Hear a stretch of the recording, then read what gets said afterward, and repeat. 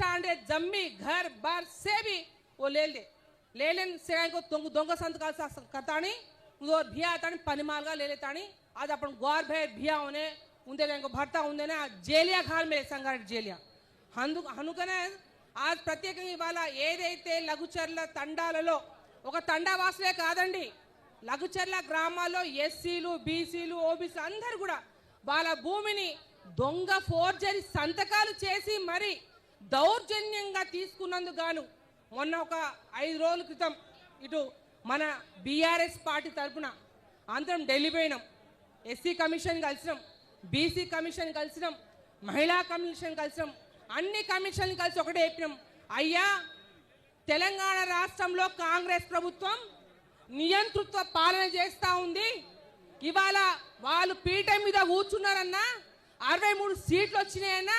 మా లంబాడ బిడ్డల పూర్తి స్థాయి ఓట్లనే వాళ్ళు ఇవాళ అధికారం చేపట్టిండ్రు కానీ ఆ విశ్వాసం లేక వాళ్ళు మా తండా వాసుల మీదే పడ్డారు కాబట్టి వారికి నిరసనగా కూడా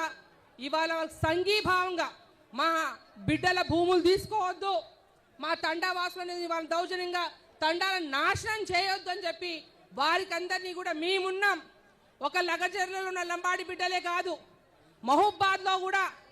అత్యధికంగా లంబాడ గిరిజన బిడ్డలు ఉన్నారు కాబట్టి చాలా సంఘాలు వాళ్ళందరూ కూడా మాకందరూ ఫోన్ చేసిండ్రు కేటీఆర్ గారికి మెసేజ్ పంపిరు అయ్యా మీరు లగచర్లనే దృష్టిలో పెట్టుకోకండి మొన్న కొంగర కళాల్లో జరిగింది ఇక ముందు రోజుల్లో మా తండాలకు మా మహబూబాద్ కాడికి కూడా చేరేటట్టుంది మహబూబాద్లోనే ఎంఆర్ఓ సెంటర్లో కూడా ధర్నా కార్యక్రమం పెట్టండి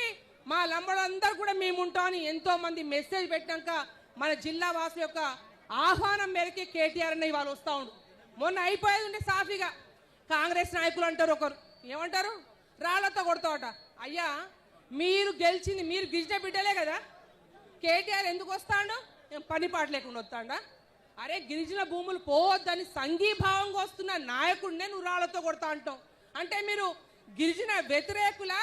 మీరు కాంగ్రెస్ వాదులా చెప్పండి అంటే మీకు గిరిజన బిడ్డలు కావాలా మీ పార్టీ కావాలా ఆలోచించాలి చూడు చెప్తా ఉన్నా